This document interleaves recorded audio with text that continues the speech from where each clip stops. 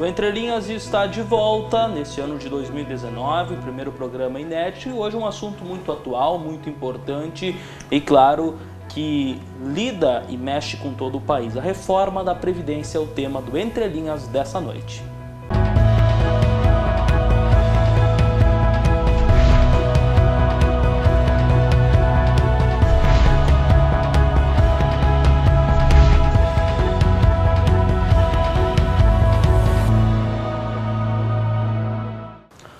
Boa noite, bem-vindos a mais um Entre Linhas, aliás, o primeiro programa inédito desse ano de 2019 e com um tema super importante que a gente já citou na abertura e que é super atual, que hoje, inclusive, está sendo apresentado e também, claro, que gera muita discussão, muitas dúvidas, que é a reforma da Previdência, um assunto que se fala há muito tempo e, claro, que mexe com o futuro, com a vida de todo mundo, e a gente traz aqui duas pessoas que entendem do assunto, que opinam sobre o assunto e que lidam com isso diretamente através do seu trabalho, das entidades que representam também.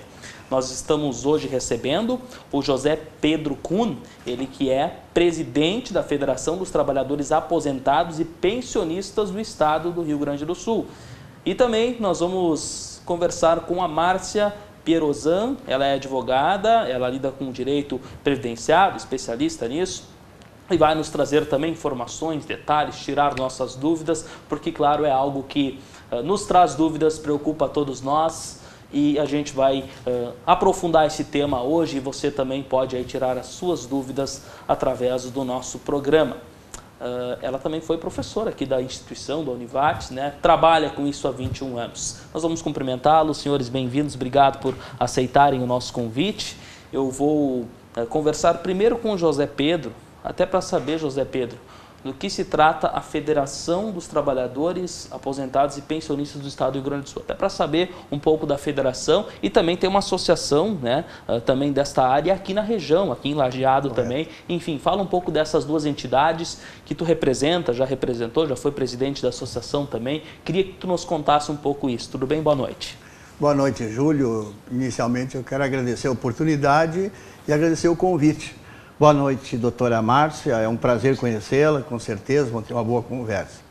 Então, assim, a gente foi fundador da Associação de Trabalhadores Aposentados e Pensionistas de Lajeado e região, e é um trabalho que une, agrega os aposentados para buscar os seus direitos, para cumprir com seus deveres, enfim, para nos unirmos e termos mais dignidade.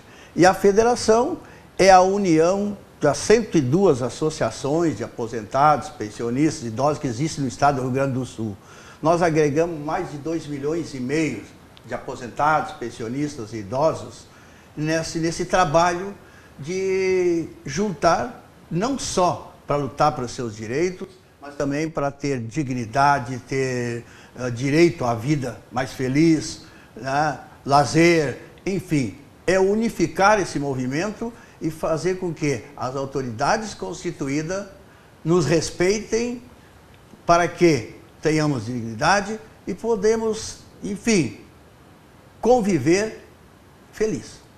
Muito bem, importante esse tema, importante ter representação para quem já trabalhou, já se aposentou e a gente conhecer essas representatividades, essas instituições que representam, até para o aposentado também conhecer, serve também esse espaço aqui para isso. Com certeza, porque nós continuamos aprendendo muita coisa e um ensinando o outro, um ajudando o outro. E essa união faz a força, faz com que a gente tenha melhores resultados na vida também. Muito bem, a gente vai falar mais sobre isso, vamos cumprimentar também aqui a Márcia Pierozan, a doutora Márcia que é advogada dessa área então de direito previdenciário, já trabalha há muito tempo com isso. Queria que falasse também um pouco sobre o teu trabalho, há quanto tempo, e até talvez surja a dúvida, talvez alguns confundam, é setor trabalhista, é setor previdenciário, né? Talvez tenha aí uma confusão, é tudo a mesma área ou não. Fala um pouco sobre o teu trabalho e também sobre a tua experiência. Tudo bem? Boa noite e obrigado por atender o nosso convite. Boa noite, Júlio, Pedro. Boa noite também ao telespectador. É muito importante estar aqui mesmo abordando esse tema de atualidade, assim, eu digo, está efervescendo no nosso dia a dia. A minha atuação é no direito previdenciário já desde antes da própria advocacia, quando eu era funcionária do Poder Judiciário. Em seguida, eu fiz também um mestrado em Direitos Sociais e Políticas Públicas, que justamente tem a ver com essa questão da Previdência Social. Meu trabalho foi direcionado a isso, então passei a dar aula aqui no curso de Direito da Univates e agora nos cursos de pós-graduação também.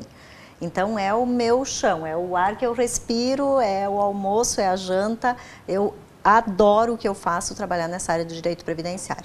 O direito previdenciário, ele é contíguo ao direito trabalhista, mas ele não se confunde com o direito trabalhista. O direito trabalhista tem a ver, assim, com a relação empregado-empregador, enquanto o direito previdenciário é uma relação entre o segurado da Previdência, seus dependentes, com a Previdência Social. Tanto o regime geral de Previdência, que daí abrange, no caso, o servidor da iniciativa privada, somos todos nós, tu, Júlio, o pessoal que está nos assistindo, as pessoas que trabalham aqui na Univates também, e os servidores públicos, aqueles que possuem cargo efetivo, que daí estão vinculados a regimes próprios de previdência do Estado, da União, dos municípios, enfim. É uma relação paralela, mas, vamos dizer, elas interagem, elas se interligam. Muito bem, importante saber, até para situar bem a gente e saber como essas áreas aí funcionam. Gente, a reforma da Previdência, o que dá para falar sobre isso? Está acontecendo, né, gente? Durante todo o dia, hoje, amanhã, parte da tarde também, tudo foi apresentado, está sendo aí o assunto lá em Brasília. O que a gente pode falar sobre isso? Preocupa? Eu sei que preocupa. Até que ponto, gente? Em quais áreas preocupam vocês? Me chamou a atenção, por favor, que eles não estão falando em reforma da Previdência, mas a nova Previdência. A ideia é que se coloque assim uma titulação diferente para não passar aquela ideia de que, pô, até que parece, e a gente viu que os últimos governos que se sucederam, todos tentaram fazer uma reforma da Previdência, nenhuma emplacou. Algumas chegaram a ser encaminhadas, mas não foram nem examinadas, não chegaram à votação. Então, a ideia é uma nova Previdência, que seria um modelo, assim, para vigorar para muitos anos, para um futuro, e não um modelo que vá, daqui a 5 anos, ter que se mexer novamente, né? Mas isso é uma forma da ideia que eles têm, qual é o objetivo que eles vêm tentando colocar na sociedade, que tem que terminar com essa Previdência. Tem que terminar com a Previdência, tem que transformar tudo em capitalização, em individualismo e acabar com a Previdência. E como é que se termina? Dizendo assim, a população está envelhecendo, em 2060 a maioria vai ser idoso e quem vai sustentar isso? Então essa ideia do negócio é terminar com a Previdência. Como não encontrar o caminho para fazer isso, vamos criar uma nova Previdência, certo? E o que me preocupa que é uma proposta muito complexa, né? E o que mais me preocupou foi o espaço, a brecha que deixaram para as leis complementares. Porque aí se abre a porteira e deixa aberto e depois vai a lei complementar do jeito que a gente quer daí. O importante é acabar com a Previdência, ou seja, pegar ali o artigo 194, 195 e zerar eles, né? E dizer assim, agora nós vamos construir uma nova e deixa aberto. Aí se faz até por medida provisória, né?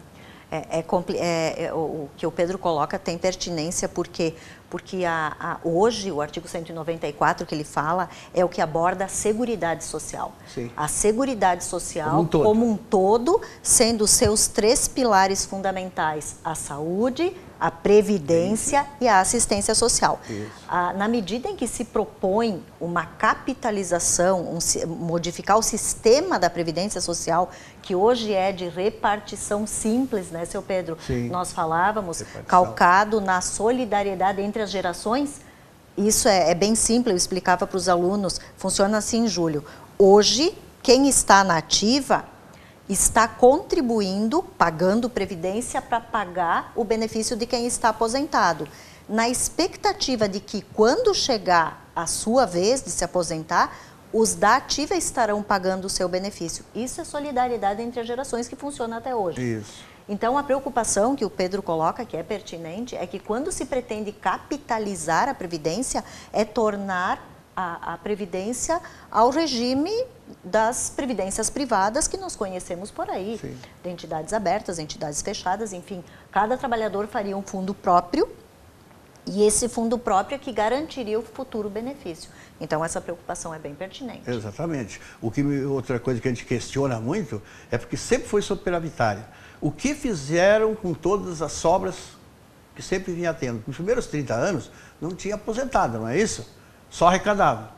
Então, se juntou uma quantidade. Inclusive, a segunda maior arrecadação do Brasil é a Seguridade Social, né? Sim. Mas os nossos parlamentares, em 88, foram muito inteligentes, porque eles fizeram 194 a Seguridade Social, Previdência, né?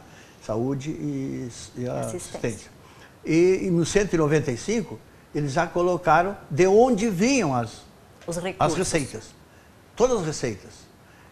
E assim, ó, então já ficou tudo preparado. E essas receitas, todos somados, é superavitária. O que acontece? Falta gestão na Previdência, falta fiscalização, cobrança dos devedores e desvios. Inclusive, incentivos, né? Incentivo para as empresas, coisa e tal, tira da Previdência. Tudo isso, se colocado de volta para a Previdência, não teria problema. Ainda o DRUC desvinculava 30%. Tá, agora estão tirando isso que não dá na mesma. Tirar ou não tirar, porque dizem que não tem. Sim. Então, inclusive, pegando o gancho do que o seu Pedro coloca, pela exposição que eu vi, essa nova Previdência, que na verdade é um projeto de emenda à Constituição que objetiva reformar regras até então em vigor, sim, ela estaria calcada em 3 pilares pela justificativa que foi apontada, porque toda a emenda à Constituição, todo projeto que tende a modificar a Constituição tem que ter as justificativas. Então, eu andei lendo rapidamente, até porque, como nós falamos, é muito amplo e isso foi apresentado agora de manhã, né? Isso. Então, não se deu tempo para ler tudo. Essa justificativa, uma das justificativas é de que justamente o combate à irregularidade ou possíveis benefícios que estão sendo pagos de forma irregular, que isso já foi objeto, né, seu Pedro, da medida provisória, essa do dia 18 de janeiro, agora do mês passado, né, que a ideia é o quê? A 871. Isso, revisar benefícios com indícios de irregularidade, revisar benefícios por incapacidade concedidos há mais de 6 meses sem que a pessoa tivesse sido reexaminada por um médico. O outro pilar estaria calcado justamente na modificação da forma de cobrança dos devedores da Previdência, né? Fazer com que devedores contumazes fossem cobrados de uma forma diferente, que não se deixasse esvair esses recursos todos como está acontecendo. E o último pilar, então, que eles... Inclusive, caducar em 5 anos, né? Exato. Não paga em 5 anos. Nossa proposta é prescreve, que seja 20, e não se busca mais. Porque tem que ter limite de prazo, né? Sim. Então, a gente está propondo que seja em 20 anos. Que não se caduque em 5 anos. Porque aí fica devendo, não paga. Via para lá e para cá, passou 5 anos, acabou. E a empresa faliu, se desfez, encerrou as atividades, não se cobra mais. E o último pilar, só para concluir, seria a questão de tornar mais equânime a concessão, as regras para concessão de benefícios. E aí vem, então, a instituição da idade mínima, mudança da forma de contribuição, porque também tem prevista ali uma mudança, uma alteração das alíquotas de contribuição, né? Não vai existir mais a aposentadoria por contribuição, né? Exatamente, não por tem idade. mais. Pois é. Tem que ter a contribuição, mas o que vale é a idade. Isso. Não adianta ter contribuição se não tem idade. Tudo bem, a gente vai interromper a conversa porque a gente vai para o nosso primeiro intervalo. Seguimos deste ponto em diante, depois do intervalo em instantes aqui no Entre Linhas.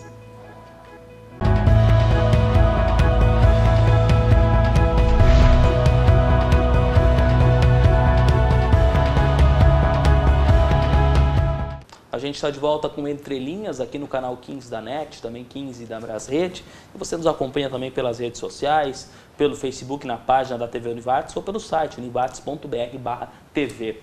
O assunto hoje é a reforma da Previdência. Tudo que está acontecendo no país está sendo explanado lá em Brasília. E a gente traz aqui o José Pedro Cunha, presidente da Federação dos Trabalhadores Aposentados e Pensionistas do Estado do Rio Grande do Sul, e também a doutora Márcia Pierozan, advogada da área de direito previdenciário. Ela fala sobre esse tema e também vai nos tirar algumas dúvidas. Uma das mudanças que talvez seja mais divulgada e que sempre chama atenção é a questão do limite de idade, né? O que isso muda? Quem é prejudicado? Quem não é? Como era antes? Um pouco do histórico disso e o que muda a partir de agora. Por favor, Pedro. A gente tem questionado muito isso, limitação de idade, porque já existe a limitação de idade. Quando se fala na regra 86, 96 agora, né? Exato. 85, agora 86, 96, já é um limitador de idade.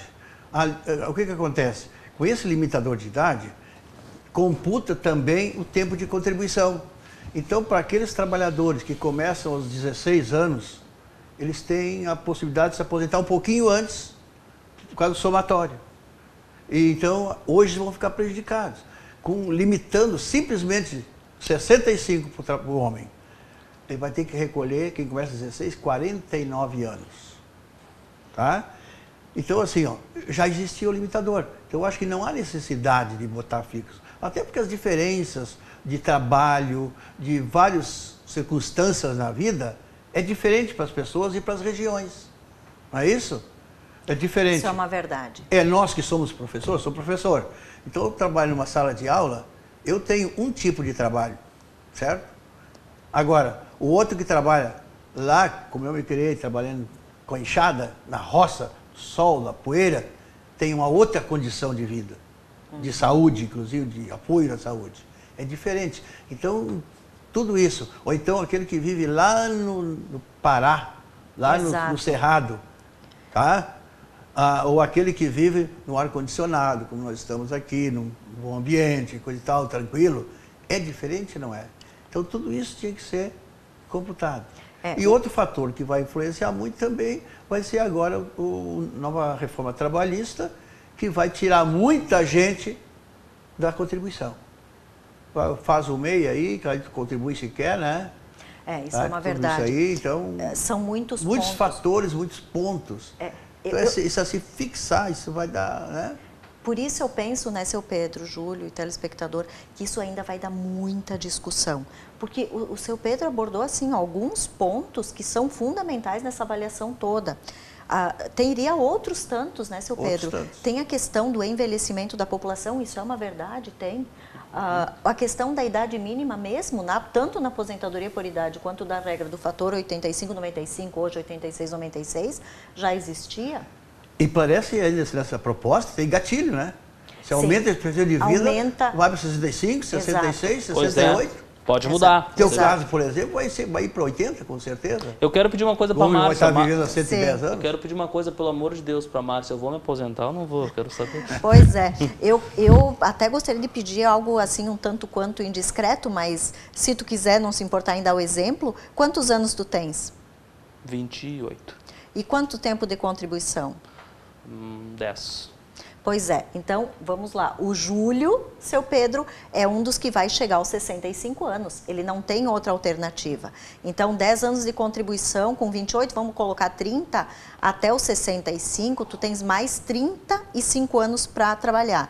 35 mais os 10 que já tem de contribuição, vai ter os 45 anos de contribuição. E os dois que tu desse de desconto, 47. Exatamente, mais 47 para chegar aos 65 e se aposentar com, pela regra que querem colocar, 60% mais 2% para cada ano.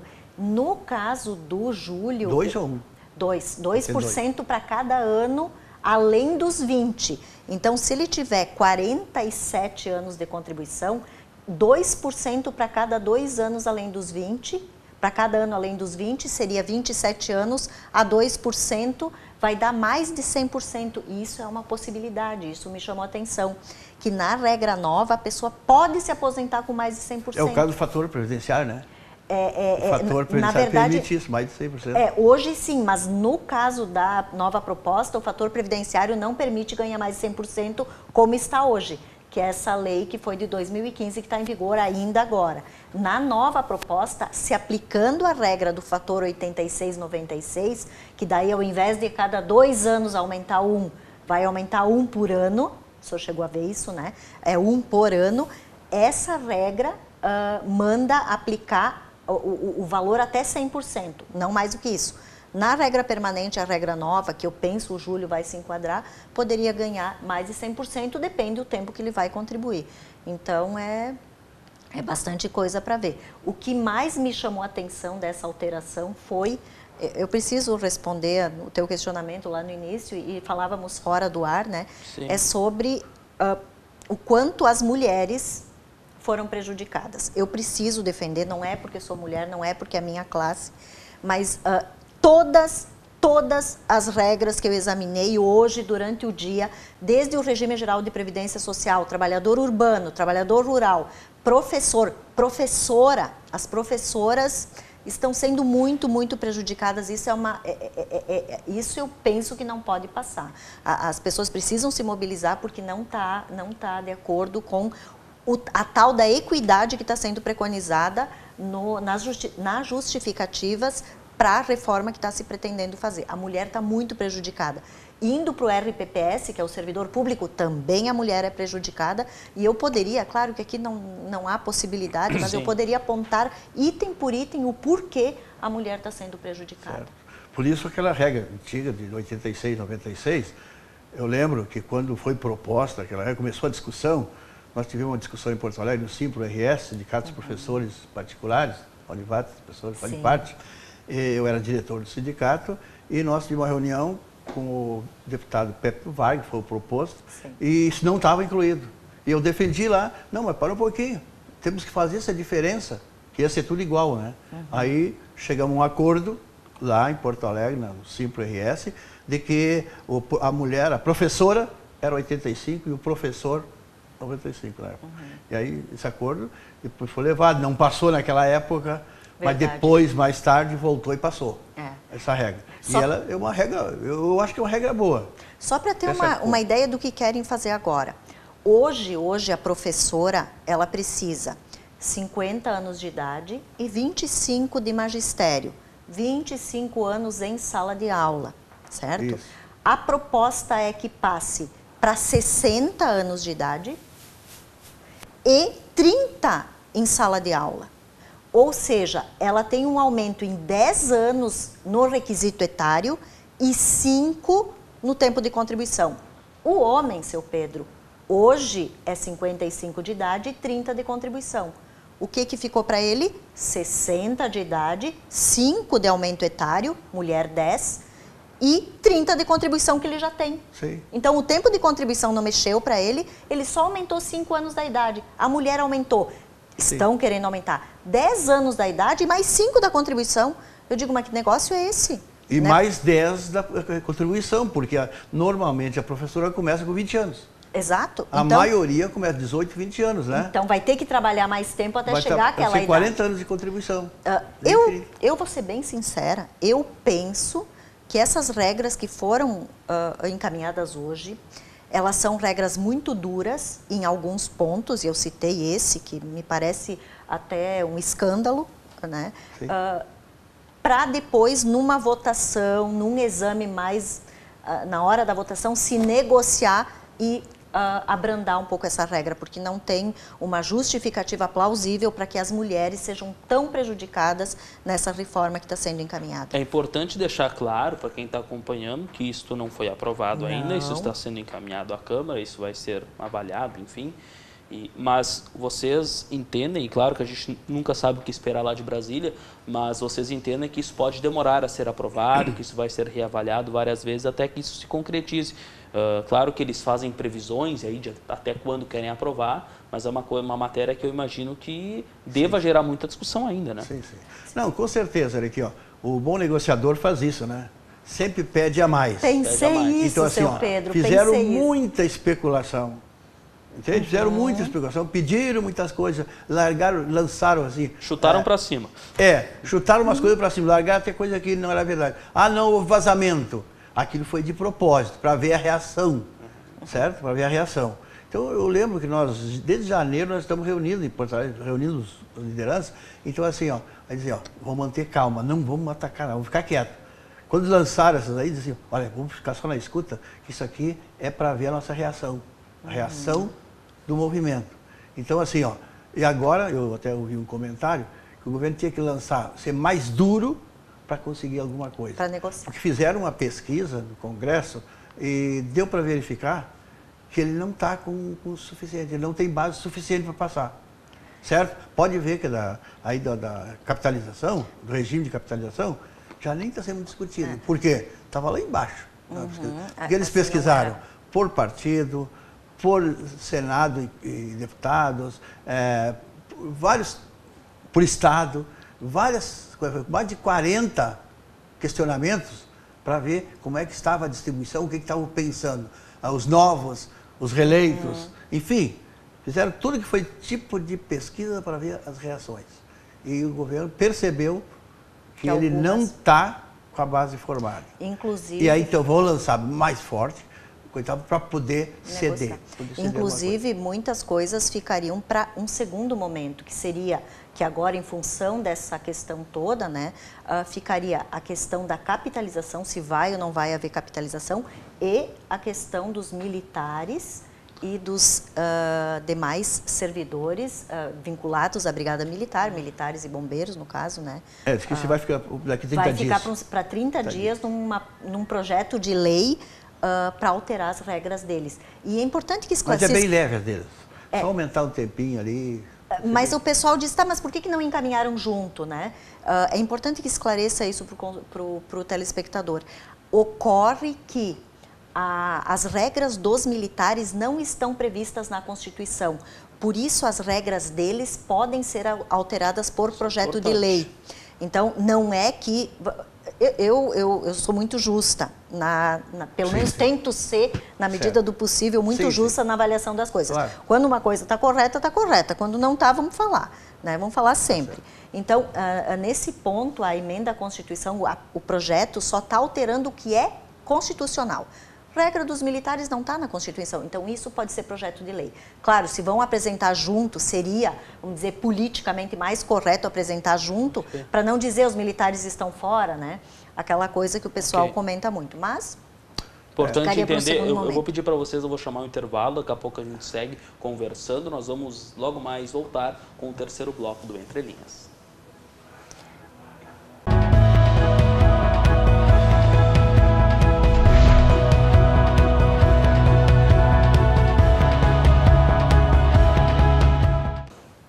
De volta, terceiro bloco do programa Entre Linhas, aqui pela TV Univates, canal 15 da NET, 15 da Brasrede, e a gente também estando disponível aí nas redes sociais. Olha, a gente está falando sobre reforma da Previdência, para você que está chegando agora, estamos recebendo aqui o José Pedro Kuhn e também a advogada Márcia Pierozan, ela que trabalha nessa área de direito previdenciário. Olha, falando aí, a gente falava, né, e essa informação eu achei muito importante, né, porque há uma dúvida, é uma coisa, há poucos dias, claro, não que ele tenha citado que não seja assim, mas isso que tu falaste, dos militares, que é algo que não está na Constituição, e que agora essa PEC ela muda o que está na Constituição, isso dos militares vai ser feito separadamente. Eu conversei com um presidente de sindicato de trabalhadores rurais e ele disse o seguinte, e claro que me parece até pertinente, dizem que os militares vão ter privilégios porque eles não têm uma série de direitos, como por exemplo adicional noturno, como uma série de coisas que os outros trabalhadores, ou maioria, fundo de garantia, que os trabalhadores em geral têm. Mas aí ele diz o seguinte, o agricultor, o produtor também não tem, né? Uhum. E por que é diferente? Então é importante, muitas vezes surge essa dúvida em várias classes, né? Quanto aos militares, é justamente por isso, né? É uma informação importante de que é justamente porque não está na Constituição. Tem como definir alguma classe, vocês que lidam aí com várias áreas, que é mais prejudicada? Tu falaste antes dos professores. Como é que, por exemplo, a agricultura é muito forte aqui na região, o interior é muito forte. O que dá para falar especialmente dessa área ou até de alguma outra classe que é muito prejudicada ou menos prejudicada, na opinião de vocês? No meu ver, a agricultora, a mulher, ficou prejudicada. Porque hoje, pela regra atual, 55 anos, sendo 15 comprovando o tempo de serviço rural. Homem, hoje, 60 anos, comprovando 15 de tempo de serviço rural. E tem que ter arrecadação, né? Agora, a ideia da PEC, justamente, seu Pedro, é que tanto homem quanto mulher tenham uns 2,60 Ou seja, homem manteve 60, mulher 5 a mais. Prejuízo, 5 a mais. Os dois têm que comprovar tempo de recolhimento pelo talão modelo 15 por 20 anos, não mais 15. Aumentaria para 20 anos, mas daí tanto faz se é homem ou mulher. Então, mais uma vez, a mulher veio a ser prejudicada um pouco mais do que o homem, na medida em que a idade para ela aumenta em 5 anos, para o homem mantém os 60. Em todas as variantes que eu analisei, eu estou colocando aqui a minha indignação, e eu acho que isso tem que ser revisto. Mas assim, ó, o foco da reforma que eles querem agora, o Temer, por exemplo, o Temer bastava dizer assim, ó, limitar a idade. Era o ponto forte do Temer, era limitar a idade. Tivesse sido aceito isso, ele estaria satisfeito. Ele parava com a reforma. Até porque ele não tinha muita credibilidade, não é isso? Agora, esse aqui, ó, o foco é caixa, financeiro. Pode ver o golpe que tem ali, quando diz assim, ó, vamos reduzir para o desconto do INSS de 8 para 7,5 quem ganha um salário mínimo. Exato. Que ganha um salário mínimo. Mas quem ganha 5 salários mínimos vai pagar 11. Então, pensa assim, ó, ele baixou meio e aumentou 3% para o outro. Então, assim, se baixou meio em um salário mínimo, certo? Aumentou 3% em 5, dá 15 vezes de vantagem. Então, assim, ó, qual é o objetivo disso aí? Fazer arrecadação. Então, isso quem vai ser o fica muito claro no discurso do Paulo Guedes, que é o ministro da Economia, que é recuperar a economia brasileira através disso. Tornar a Previdência sustentável financeiramente. E quem é o sacrificado aí? O trabalhar mais simples. Eu já dizia isso, tem uma expressão muito interessante que se usa, é socializar o prejuízo, socializar o déficit, né? É distribuir o déficit. E aí, ingressando naquilo que o senhor comentou logo no início do programa, sobre quando foi criada a Previdência, só se arrecadava. Não havia aposentadorias para pagar, porque quando surgiu a Previdência, lá na década de 50, era pagamento, para daí, na época tinha aposentadoria proporcional para mulher, para o homem, 25 anos mulher, 30 homem, ou 30 mulher integral, 35 homem. Sim. Então se arrecadou durante muito tempo. Claro que se pagaram ali as aposentadorias por invalidez, que essas não têm idade para acontecer, auxílios-doença, salário maternidade, enfim, os que foram sendo criados. Mas esse dinheiro todo, né, seu Pedro, a gente sabe para onde foi. Aquele lema do presidente, então, da época... JK? O JK. 5 anos em 50. 50 anos em 5. Isso aí. 50 anos em 5 foi aí. Foi a construção da ponte Rio-Niterói, a construção de Brasília, o financiamento de muitos bancos estatais. Itaipu, ali está o dinheiro. Só que agora não tem para pagar o aposentado. E aí precisa fazer uma reforma. Não foi feito o fundo, né? Não foi feito o fundo. Não foi capitalizado. Tem muita coisa, isso se discute, eu acho que isso vai ser levantado a partir do momento que se levar isso para a mesa. Né? E eu admiro a coragem do Guedes falar em captação, fazer fundo, né? Se todos os fundos até hoje quebram, né?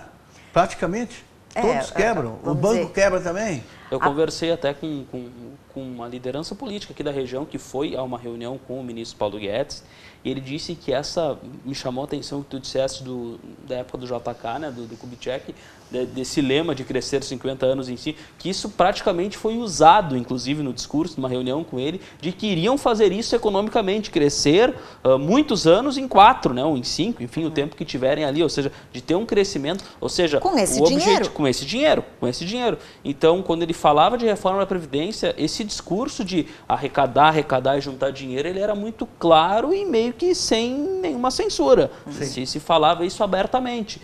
Então, só que às vezes eu tenho a impressão de que muitas vezes a população em geral, e é por isso é importante esse espaço, ela não entende a dimensão disso, né? Do que é isso exatamente. Às vezes muitos veem isso como positivo, mas todo mundo vai pagar, né? E aí preocupa quando uma pessoa que viveu o Chile, ajudou lá, esteve no Chile todo esse tempo, e está vendo o que está acontecendo no Chile, queira fazer a mesma coisa aqui. Será que ele pensa que ele vai fazer isso aqui, passa aqui, ele vai embora e... É que depois o Pedro coloca, porque no Chile se alterou do sistema que era de repartição simples há muito tempo. A ditadura Pinochet. 1980 e lá vai, para o regime de capitalização. Isso não tem funcionado. Então, ele coloca isso como uma preocupação de que, instalando aqui esse sistema, num futuro bem próximo, não longínquo, acaba não tendo, então, recursos também para manter isso. Enfim. Lá tem gente ganhando menos do salário mínimo. O governo tem que repor algumas coisas lá porque estava um caos. Porque isso se exige uma fiscalização muito grande. Existe lei que prevê como isso é fiscalizado, tem que ter um conselho com representantes. Aquela coisa da estrutura da previdência privada é um conselho com representantes de aposentados, de pensionistas, de pessoas nativas, de empregados, empregadores, enfim. Mas dá para fazer um cálculo bem simples. Olha aqui, ó, se eu ganho salário mínimo, R$1.000, 998 mil reais, eu ganho salário mínimo, eu fizer uma poupança, o que eu posso pôr na poupança? R$100, certo? Uhum. Eu trabalho 30 anos. 30 anos dá 360 meses. A R$100 dá 36 mil reais, certo? Uhum. Sim. Então eu me aposento, eu tenho 36 mil reais. Eu vou receber 36 parcelas de R$1.000, 36 meses, 3 anos, acabou. E tem daí? Ali uma atualização, porque esse valor que é... Não, a atualização correspondente, né? É que esse valor, o valor que vai sendo aplicado, ele tem que ser... justamente tem regras nas leis complementares, a 108 e a 109, que estabelecem como o dinheiro tem que ser aplicado, inclusive sobre a responsabilidade do gestor, né, que antes não existia. Sim, não, mas ele vai render o suficiente para manter o nível do salário mínimo.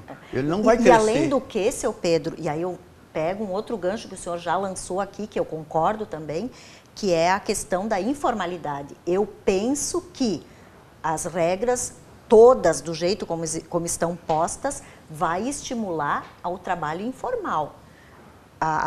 Os nossos filhos, vamos falar assim, o Júlio aqui, o Júlio está com 28 anos, 10 de trabalho, enfim. O Júlio vai pensar assim, então eu é 65 anos, não é? Então, assim, eu não vou ficar me judiando, né, contribuindo para a Previdência, se eu posso ser profissional liberal, se ele um dia optar por isso, eu vou contribuir pelo mínimo. Mas isso já está na rua. É? Já está na rua. Isso diminui a arrecadação. Exatamente, jovens estudantes já estão pensando isso. É uma faca de dois gumes, tem que cuidar muito o quanto se coloca para ver o que realmente volta, o que retorna. Claro, vale essa regra toda para quem tem empresa, para quem é empregado, que é obrigado, que é fiscalizado a recolher de acordo com o que está na lei. Agora, quem é profissional liberal, quem cria a sua empresa, ou faz o seu microempreendedor individual, o seu MEI, vai contribuir pelo mínimo. O mínimo. E o mínimo possível. E o mínimo possível. Outra questão é a questão da não vincular ou não poder cumular aposentadoria com pensão. Também está ali. 2 salários mínimos, o máximo.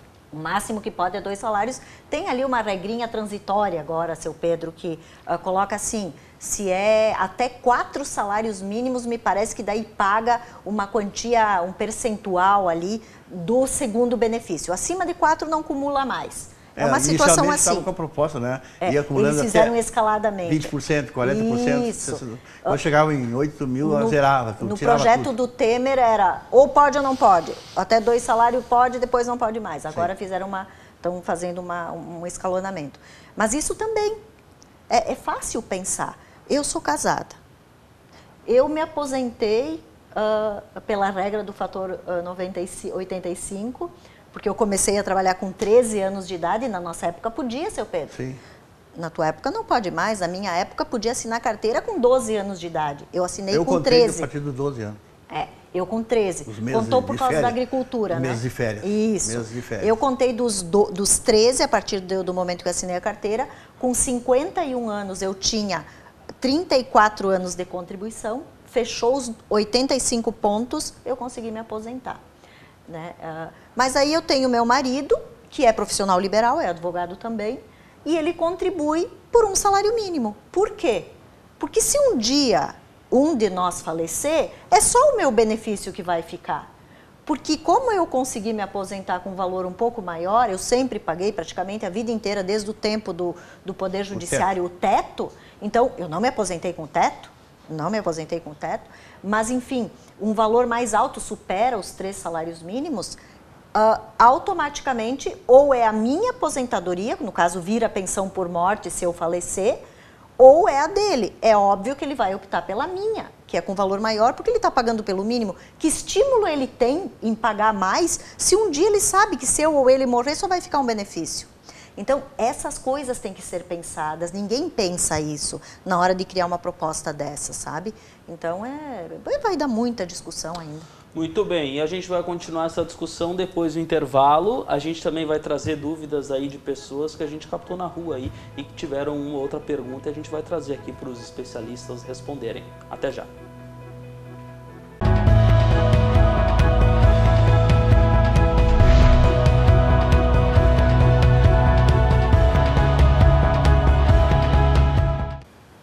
De volta com o último bloco do programa Entre Linhas. Quando o papo é bom, o programa passa rapidinho.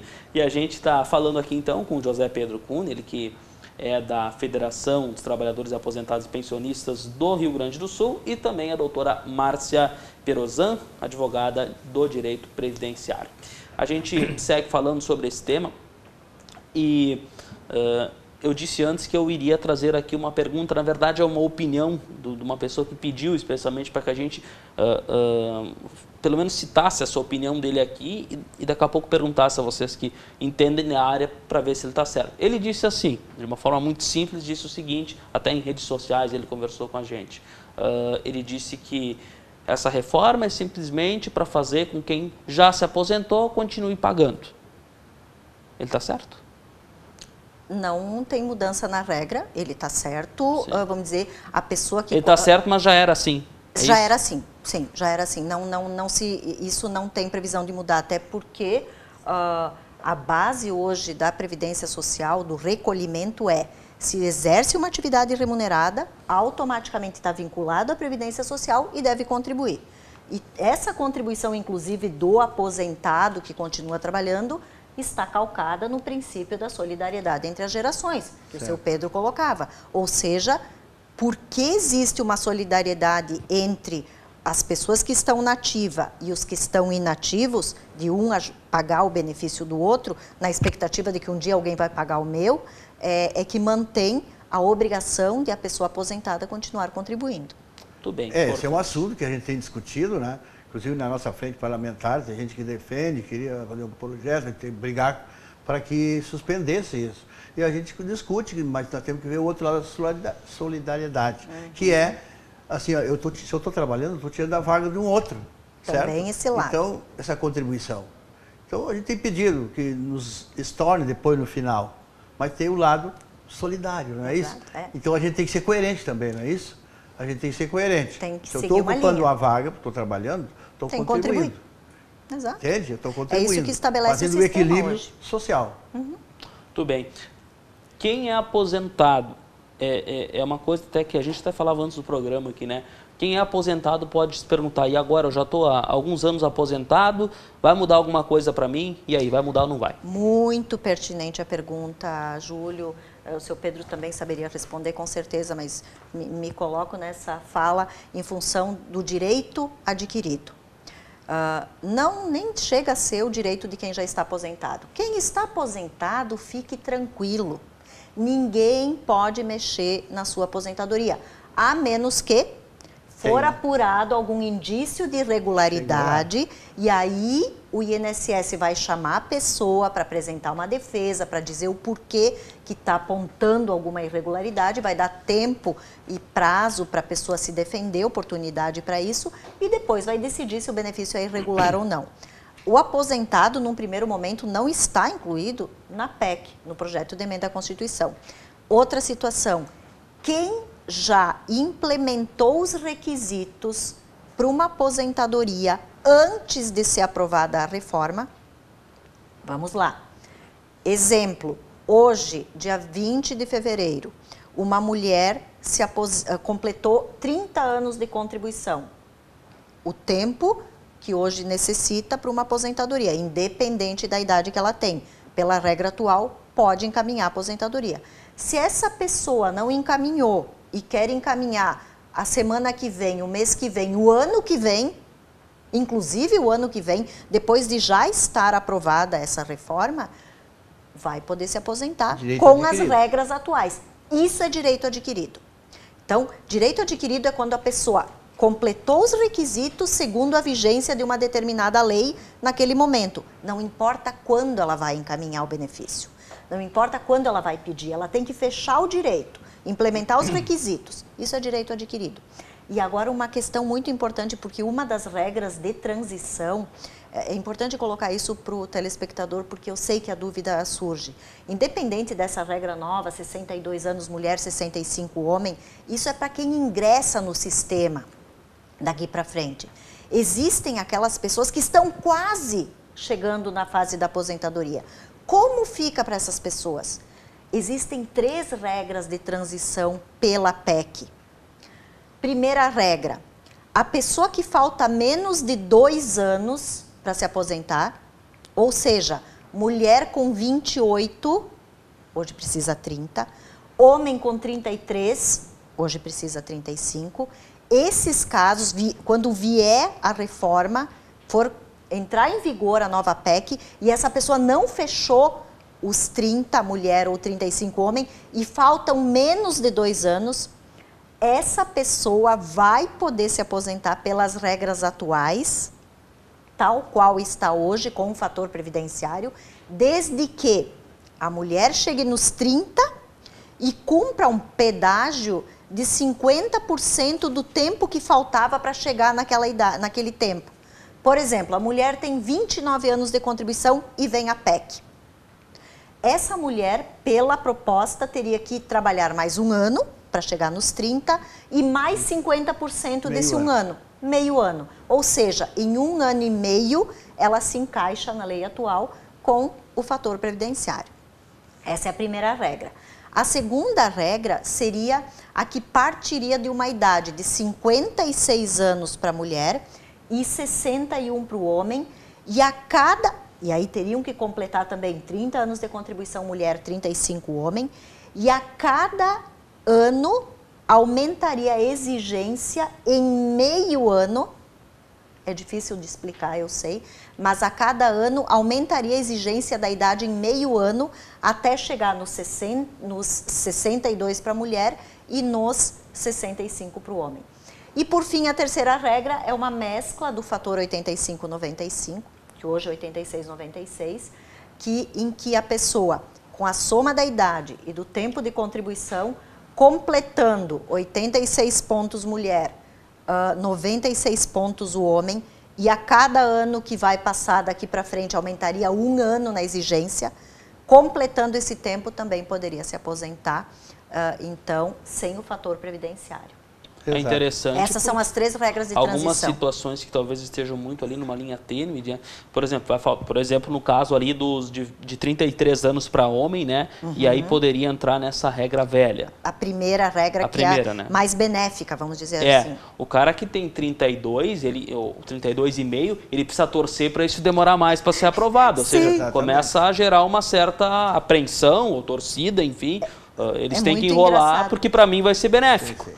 E com certeza, que vai demorar, já está previsto a votação para o 2º semestre, né? Sim. Então, assim, vai dar muita polêmica, e o direito adquirido, ele só pode cair se houver uma revolução, como aconteceu na Grécia, uma quebra de governo, pode acontecer, mas aí então de cortar uma parte. O direito direito adquirido, né? O direito adquirido, que o seu Pedro quer dizer em palavras técnicas, jurídicas, é cláusula pétrea na Constituição. Só pode ser modificado por uma nova Constituinte. Exatamente. Não muda. Direito adquirido ninguém pode suprimir, ninguém pode violar, ninguém pode afrontar. Direito adquirido é regra que não se mexe. Sim.